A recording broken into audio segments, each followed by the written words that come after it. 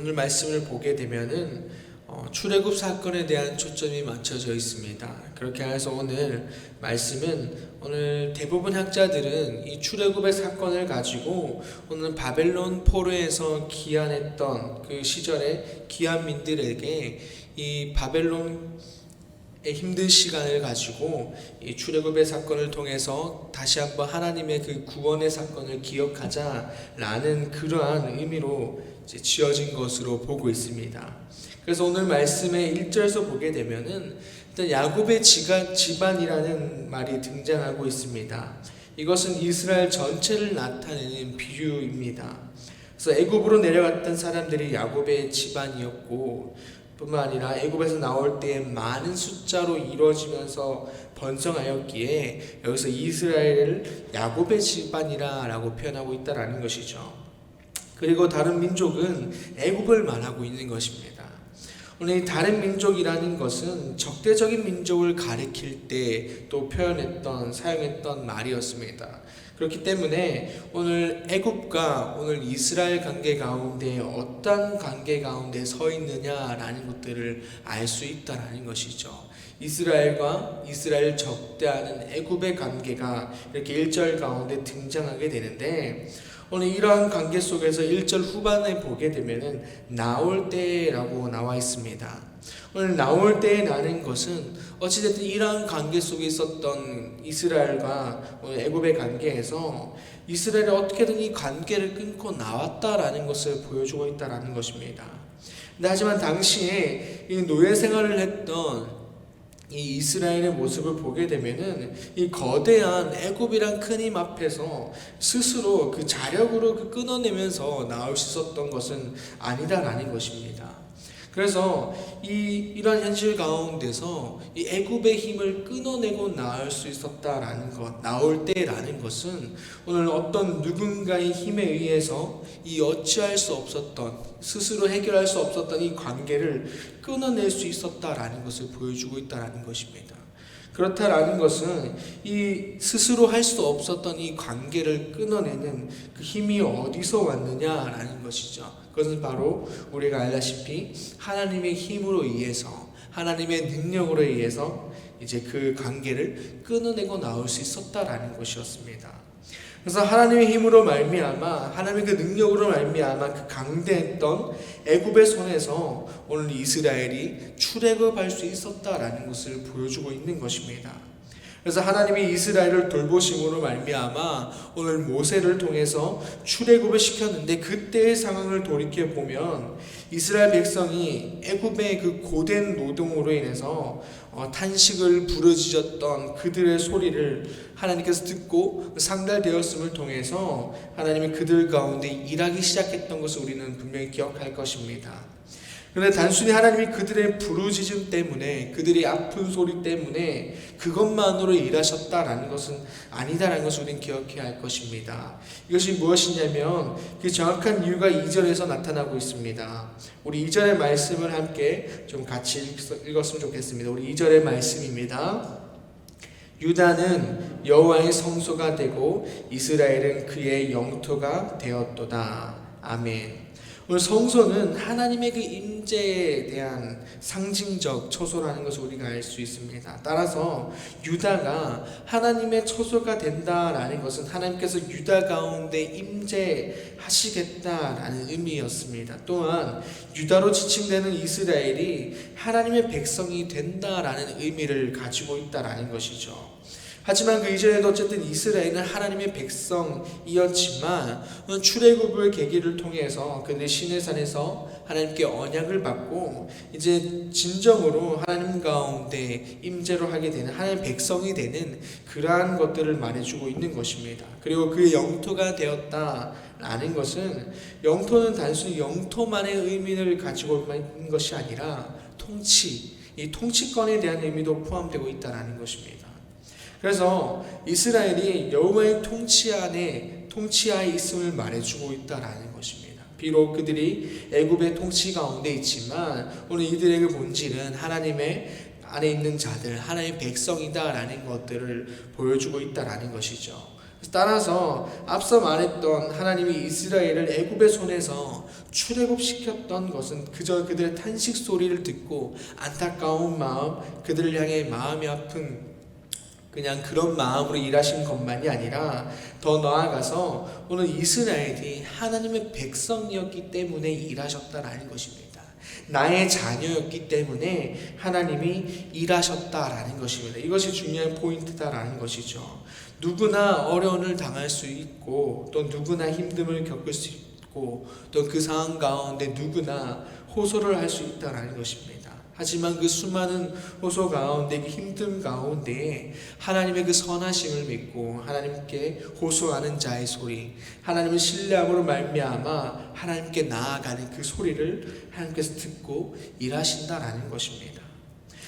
마찬가지로 우리들도 수많은 힘듦을 겪으며 호소 가운데 살아갑니다. 그러나 하나님을 믿고 그분에 속하며 자녀답게 신뢰를 통한 그 선하심을 기대하며 나아갈 때에 하나님께서 우리들 가운데 능력으로 임하신다라는 것을 우리는 기억해야 할 것입니다.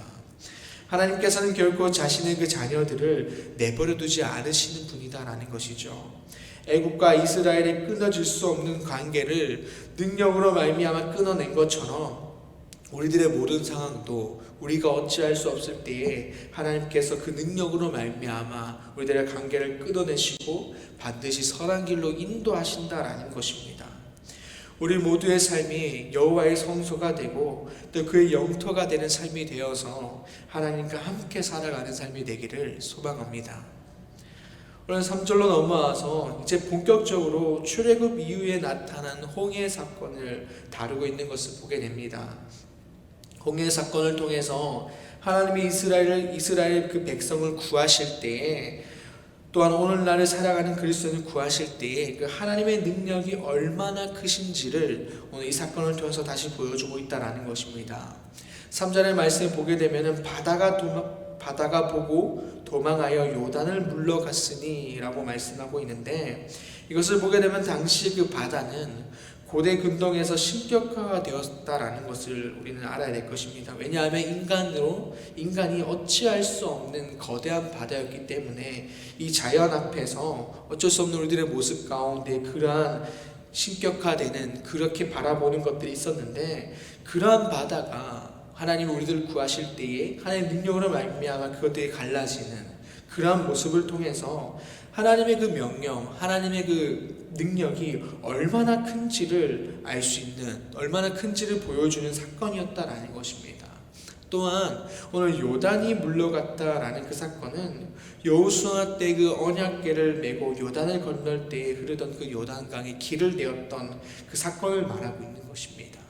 그래서 이와 마찬가지로 홍해와 요단의 사건은 하나님의 능력이 얼마나 큰지를, 또한 우리들의 상상을 뛰어넘는 그 아득함을 보여주고 있다는 것입니다.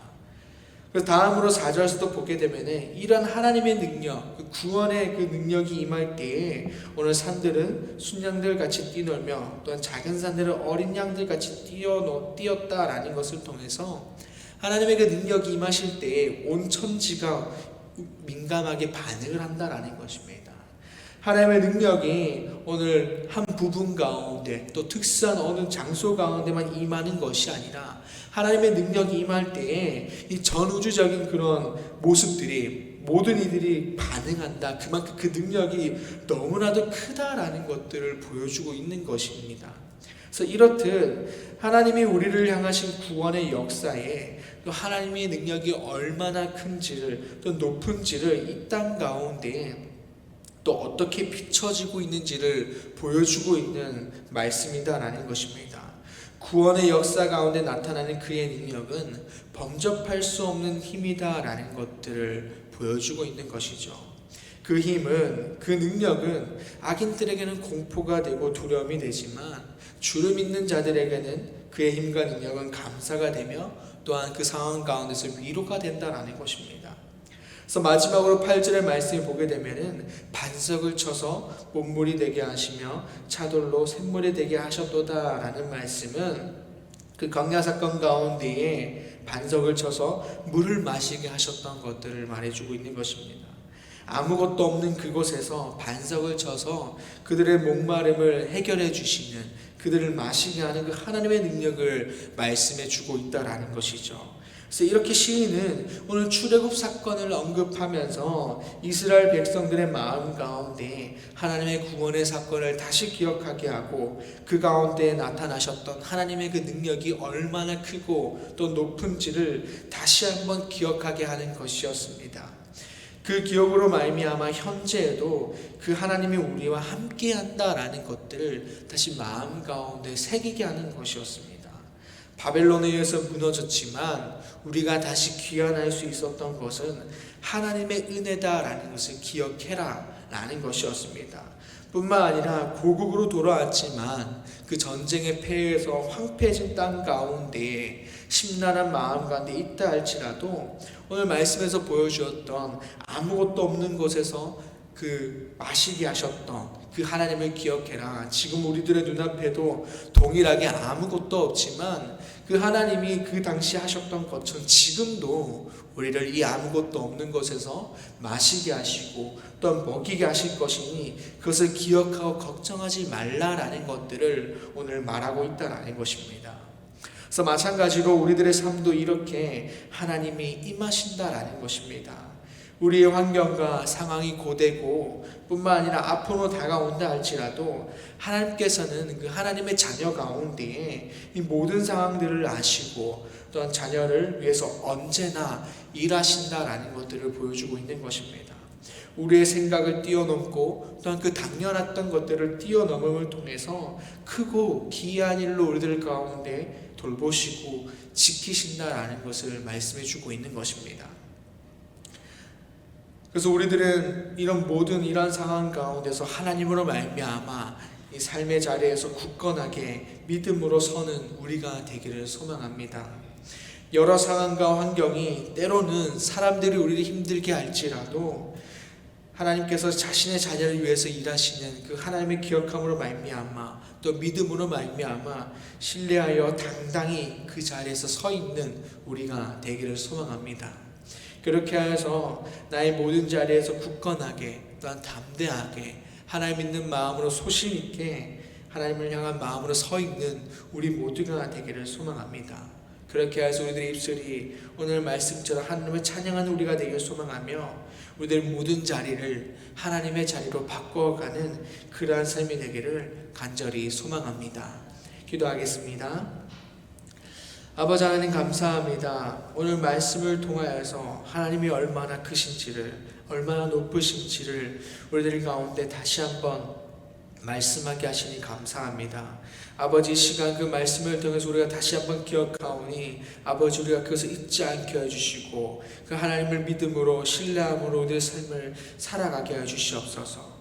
그렇게 해서 나의 모든 삶의 자리에서 그 하나님으로 말미암아 아버지 굳건하게 또한 설 수 있는 우리가 되게 해주시고 당당하게 담대하게 하나님을 선포할 수 있는 그러한 하나님을 흘려보낼 수 있는 우리들의 삶이 될 수 있도록 주님께서 함께 해주시옵소서.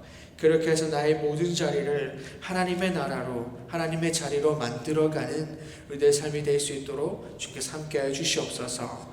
감사합니다. 예수님의 이름으로 기도드립니다. 아멘.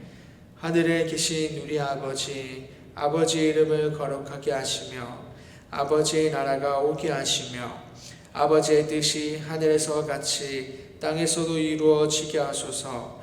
오늘 우리에게 일용할 양식을 주시고 우리가 우리에게 잘못한 사람을 용서하여 준 것 같이 우리 죄를 용서하여 주시고 우리를 시험에 빠지지 않게 하시고 악에서 구하소서.